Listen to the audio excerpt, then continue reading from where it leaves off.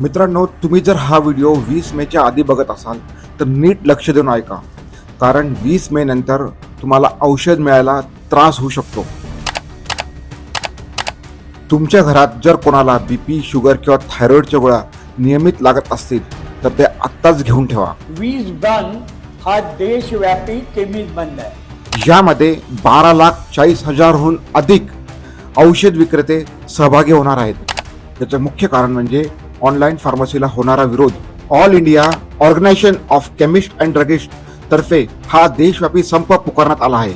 त्यामुळे किमान 24 तास औषधांचा पुरवठा पूर्णपणे बंद असेल आणि हा संप पुढे किती दिवस चालेल याचा आपण अंदाज लावू शकत नाही. जर तुम्हाला ऐनवेळी त्रास नको असेल तर आजच आपल्या गरजेची औषधं स्टॉक करून ठेवा. पेजला फॉलो करून जास्तीत जास्त लोकांपर्यंत ही माहिती शेअर करा, जेणेकरून कोणाचीही गैरसोय होणार नाही.